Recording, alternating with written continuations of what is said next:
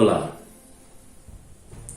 Tempos de guerra, tempos de crise, tempos de lutas. Não apenas guerras espirituais que são travadas contra o inimigo nas regiões celestiais, como diz as Escrituras. Mas essas guerras espirituais se aproximam de nós em conflitos reais e concretos que nós enfrentamos. Lutas diárias, que por sua vez interferem em toda a nossa vida emocional e chega a afetar a nossa própria fé.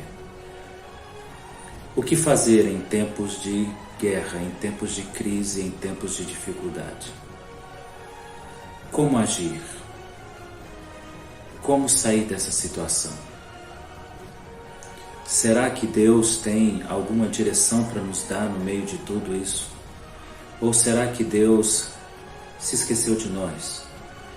Ou será que Deus está disposto a ir até o fim com seu juízo, com seu julgamento, e não nos dará uma chance de arrependimento, uma chance de restauração? E se Deus está conosco, por que Ele nos permite viver todas essas circunstâncias? A palavra do Senhor nos diz que examinamos as Escrituras porque achamos encontrar nelas as respostas para a vida eterna. Nós examinamos as Escrituras porque acreditamos ver nelas as respostas. É assim que olho as Escrituras e acredito que é assim que você também olha as Escrituras. Então, a nossa fé deve de alguma forma trazer respostas ao nosso coração, porque Deus se agrada da fé. E realmente as Escrituras carregam as respostas que nós precisamos, das perguntas que nós fazemos.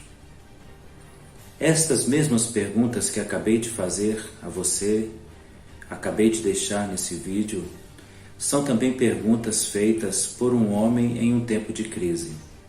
Seu nome, Gideão. Gideão vivia em um momento de extrema crise do seu povo.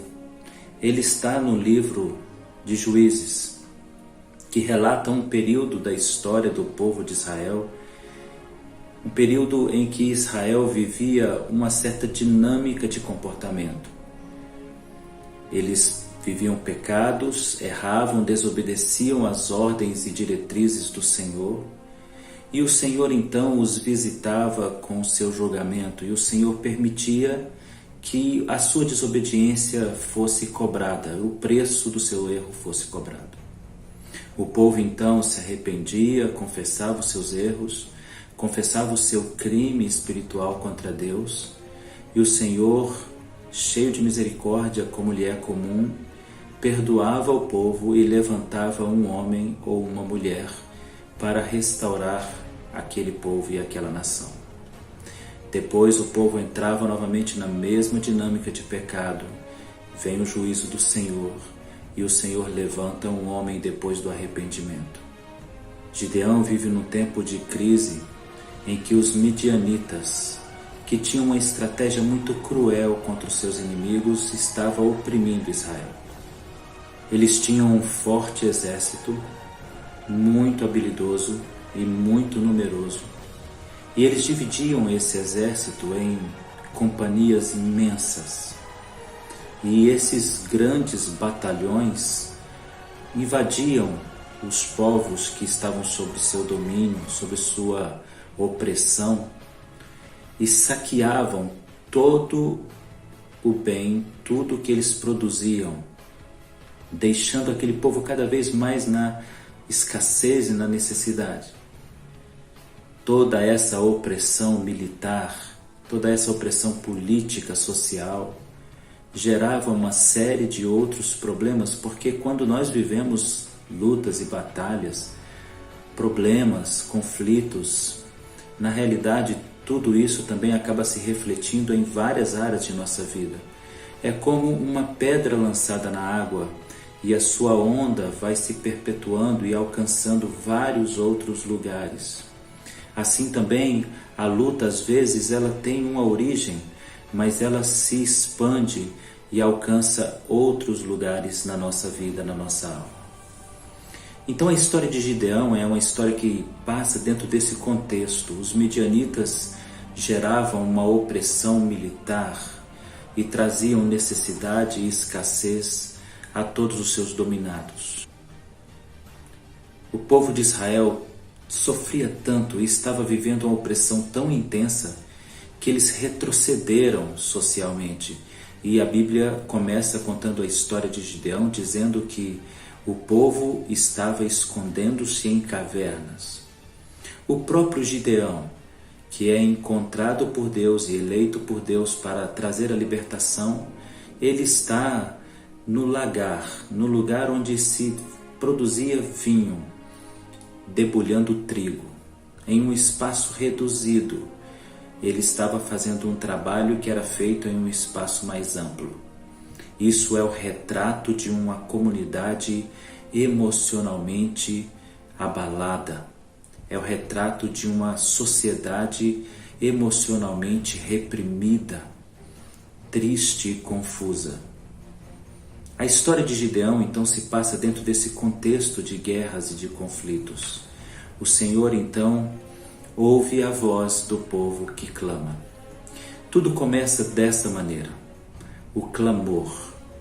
Se nós tivéssemos que fazer uma pergunta ao Senhor, como resolver os problemas que estamos enfrentando, a primeira resposta seria: clame a mim.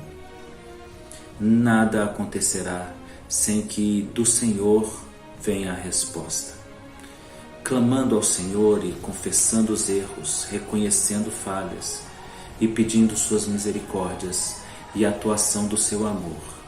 É o primeiro passo que Israel dá. É o primeiro passo que nós devemos ter diante de crises. O clamor foi ouvido pelo Senhor porque Deus ama o seu povo. Ele então responde e diz que trará a solução. É tão interessante ver que em qualquer circunstância de crise, o Senhor já possui todo o arsenal de respostas para os problemas, para o enfrentamento das crises. Para nós parece que é algo que não tem saída, que não tem resposta, mas para Deus a resposta já está ali, já está pronta. E o Senhor então diz a Israel, logo que o povo clama, que ele traria a resposta. Ele já tinha essa resposta, como o Senhor já tem hoje a resposta para o tempo que nós estamos vivendo. O Senhor então agora começa a desenhar essa resposta. E a história de Gideão então se inicia com um profeta desconhecido, falando que o Senhor trará a resposta e levantará alguém para ser o valente de Deus, para trazer solução a toda aquela crise social. Logo depois, o anjo do Senhor aparece a Gideão. E uma palavra nos chama muito a atenção na história de Gideão. O anjo volta-se para Gideão, que estava trabalhando, escondido, mas trabalhando. Isso demonstra uma inquietação, isso demonstra uma inconformidade interior de Gideão com toda aquela situação. Ele não aceitava o fato de que seria saqueado depois de tanto trabalho pelos seus inimigos. Ele não aceitava o fato de que o inimigo tivesse esse direito de saqueá-lo. Eu acredito que nós precisamos ter exatamente essa condição de coração, estar inconformado com a situação que o inimigo tenta impor sobre nossas vidas. Gideão foi encontrado dessa maneira, trabalhando ocultamente, ainda que de uma maneira não muito adequada, mas ele não aceitava a ideia de que o inimigo roubasse o seu trabalho, o fruto do seu trabalho. O Senhor o encontra ali e o anjo do Senhor usa uma palavra que é importantíssima para nós. Ele diz: homem valente. Havia dentro de Gideão um sentimento de valentia, um sentimento de coragem, que mesmo ele não reconhecendo, estava nele, mesmo ele não percebendo, estava nele. Às vezes nós não percebemos o que Deus já colocou dentro de nós. E essa nossa inquietação pelas circunstâncias já é um sinal de que há algo do Senhor sendo trabalhado dentro de nós. O anjo do Senhor então lhe diz: homem valente, o Senhor te escolheu. Gideão faz uma série de provas para saber se era o Senhor mesmo que falava com ele, se era uma direção do Senhor, porque olhando Gideão para si, ele não via que era uma resposta para o seu tempo. Então, nós aprendemos mais uma lição com Gideão. Como é importante a ausência da soberba. Como é importante a simplicidade de coração. Deus rejeita e resiste ao soberbo, mas Deus dá graça e Deus tem misericórdia para aquele que é humilde. O Senhor resiste à soberba e abençoa a humildade. Gideão tinha um olhar para si mesmo que era o olhar adequado. Não sou eu. E se alguma coisa tiver que ser feita, não será por minha força. Então aprendemos mais uma coisa com Gideão.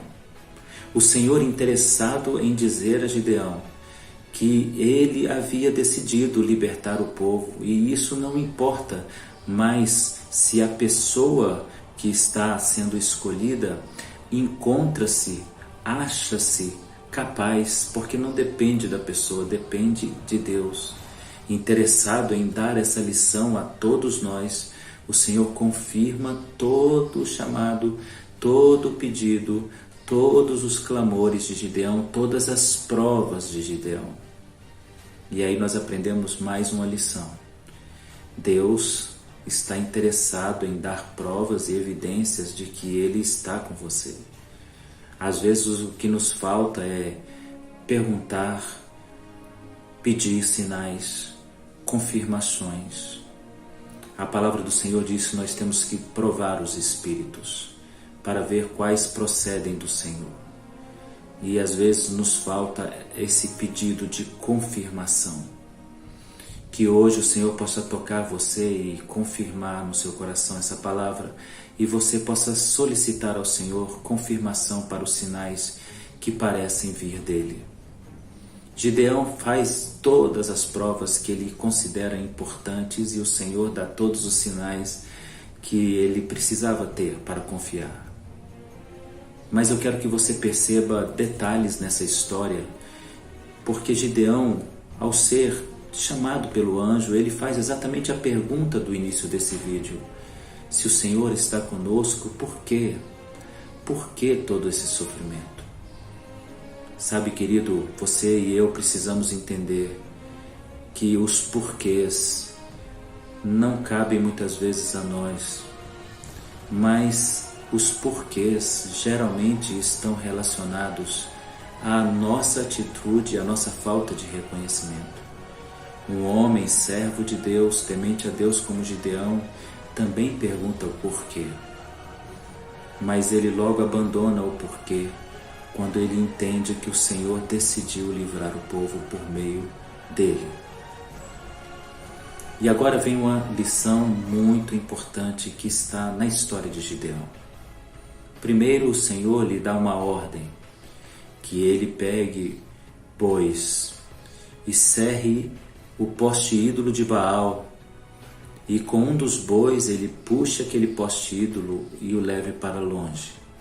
Depois edifique no lugar daquele poste ídolo um altar, e um outro boi de 7 anos seja imolado naquele altar. Gideão segue à risca as orientações do Senhor. Preste atenção nisso. Desde o início do ministério de Gideão, o Senhor está dando a Gideão sinais e mostrando a ele as atitudes a serem tomadas. Gideão faz exatamente como diz o Senhor, e ele fica conhecido como derrubador de ídolos. Jerubbaal, derrubador de ídolos. E ele ergue no lugar da idolatria de Israel um altar ao Senhor. É importante entender, querido, que os altares de idolatria devem ser derrubados e o altar ao Senhor deve ser edificado no lugar deles, para que o Senhor possa trazer a resposta que tanto esperamos. Há altares de idolatria dentro do nosso coração e muitas vezes a idolatria está voltada para coisas que nem sequer imaginamos. No caso de Gideão, falamos de culto. A história de Gideão fala de culto. Havia um culto idólatra sendo feito em Israel.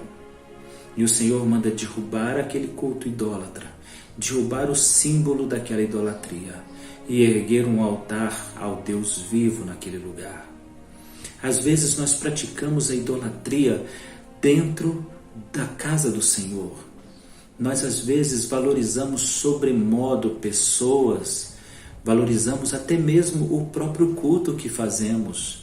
O nosso coração assume ídolos dentro de nós, pessoas que substituímos pelo Senhor, locais que substituímos pelo Senhor, coisas, situações e às vezes até mesmo o nosso ministério é mais importante para nós do que o próprio Senhor. São altares, ídolos que estão dentro do nosso coração que precisam ser derrubados.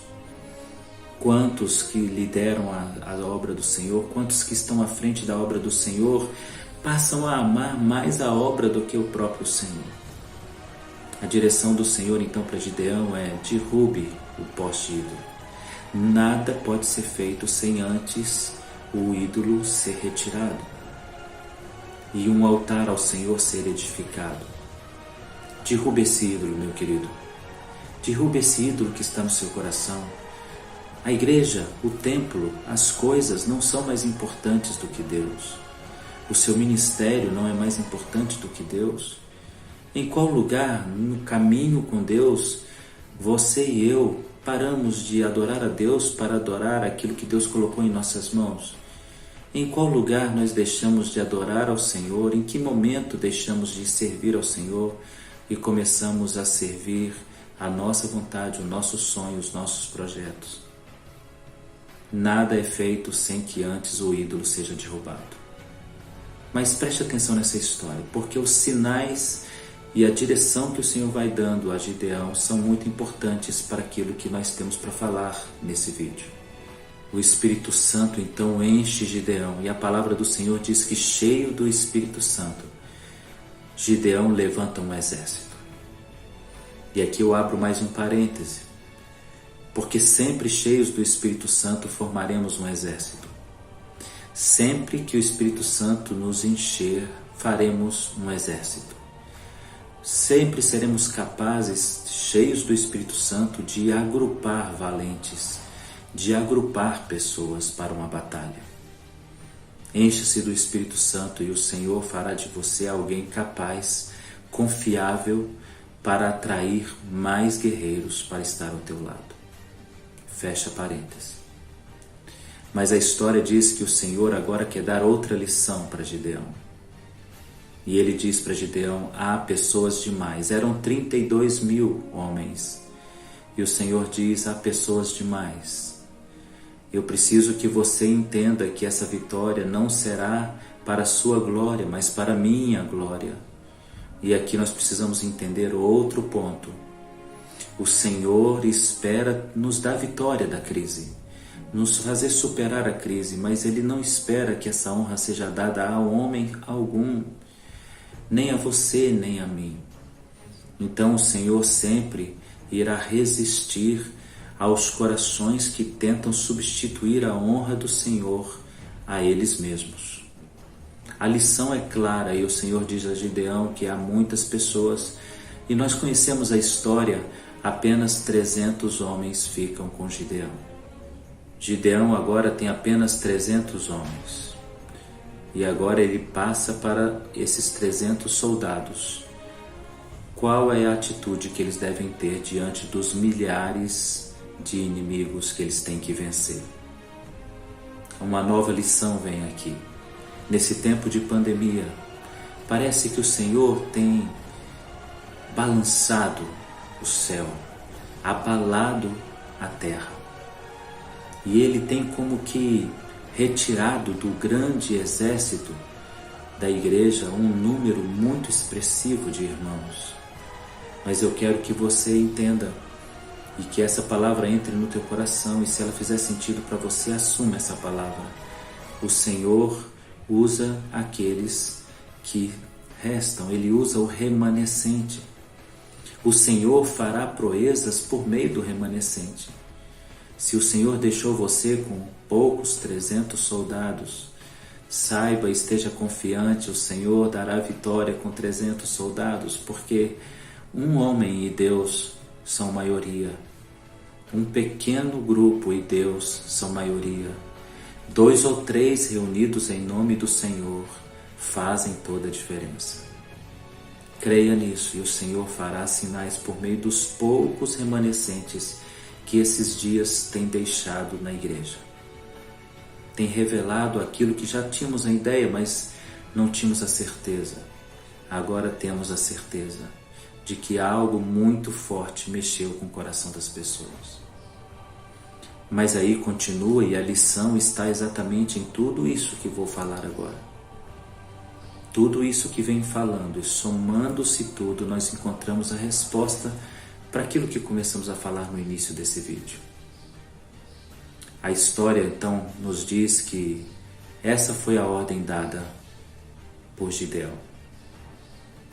Os soldados estavam armados com trombetas, com tochas e jarros de barro vazios. Isso não são armas, meu querido. Não são armas para lutar contra o mais poderoso, mau, cruel e preparado exército dos medianitas. Isso não são armas para vencer espadas, lanças, carros de guerra, cavalos. Mas aí vem uma lição do Senhor, outra maravilhosa lição. Assim como diz a palavra de Deus em 2ª carta aos Coríntios, no capítulo 10, as nossas armas, as armas que usamos em guerra, não são armas naturais, são armas espirituais. Não são armas físicas e concretas, não são as mesmas armas que o inimigo usa, mas as armas que o Senhor coloca em nossas mãos são espirituais, são poderosas em Deus. E o Senhor quer mostrar isso na história de Gideão. Valorize a arma que o Senhor colocar em suas mãos, ela será suficiente, porque não é nem mesmo a arma que vai vencer o inimigo, é Deus quem vencerá o inimigo pela arma que Ele der em suas mãos. Então vem a direção do Senhor, que o povo deveria se separar em 3 companhias de 100, se posicionar ao redor do arraial dos midianitas. Então eles deveriam tocar as trombetas, quebrar os jarros com a tocha que estava em suas mãos, e então deram um grito pelo Senhor e por Gideão, pela espada que o Senhor nos tem dado e pela espada que Gideão nos tem conduzido. Os midianitas entraram em alvoroço, perdidos porque o Senhor já havia plantado neles o temor. Fugiam, sem contar o número das tochas, apenas viam as tochas ao longe e imaginavam um grande exército. Então, fugindo, mataram uns aos outros, se autodestruíram. E o que é a lição desse ensinamento de Gideão, que se encontra em Juízes, no capítulo de número 7, no versículo 16? Então repartiu os 300 homens em 3 companhias e deu-lhes a cada um nas suas mãos trombetas, cântaros vazios, com tochas neles. E disse-lhes: olhai para mim e fazei como eu fizer. Qual é a grande lição? Como vencer a crise? A resposta de Deus, então, está desenhada nesses 2 versos que vou ler para você agora em Juízes 7, nos versos 16 e 17. Então, repartiu os 300 homens em 3 companhias e deu-lhes a cada um nas suas mãos trombetas e cântaros vazios com tochas neles. E disse-lhes: Olhai para mim e fazei como eu fizer. Aqui está o desenho da resposta para sair da crise. Vamos acompanhar o raciocínio até aqui para que você perceba o que Deus quer nos dizer. Primeiro, o Senhor responde orações. Nada acontecerá para mudança em uma crise sem que o Senhor intervenha e participe dessa mudança. Segundo, o Senhor deu uma direção e uma resposta ao povo dizendo que levantaria alguém. Nunca sairemos da crise sem o eleito do Senhor, sem a direção do Senhor para aquele no qual o Senhor escolheu para fazer esse processo de libertação. Terceiro, o Senhor mandou destruir os postes ídolos. Nada será respondido da parte do Senhor, nada será feito enquanto ídolos estiverem ocupando o lugar de Deus em nossos corações. E agora vem a principal informação. Nada será resolvido na crise sem que do Senhor venha a estratégia. Este é o grande sinal do Senhor na história de Gideão. Todos os 100 versos que falam de Gideão no livro de Juízes demonstram, apontam para o fato de que Deus tem uma estratégia e nós temos que seguir os passos dessa estratégia. Nada será resolvido sem um plano, nada será resolvido sem um projeto. Você precisa parar nesses dias, logo agora que o ano se inicia, orar ao Senhor e pedir ao Senhor a estratégia, a saída. Nada se resolverá sem um projeto, sem um esboço para essa saída. Nada se resolverá sem que o Senhor dê o passo a passo.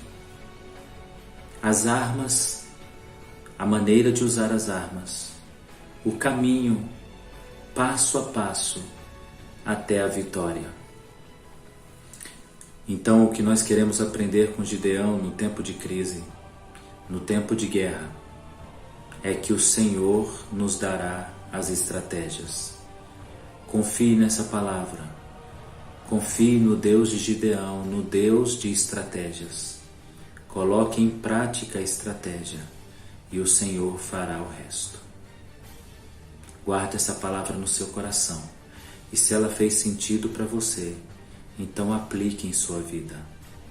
Porque o Senhor nosso Deus é o mesmo, não mudou. Nós é que mudamos. Fale com o Senhor hoje. Deixe o Senhor te dar a resposta para sair dessa crise. Deus te abençoe.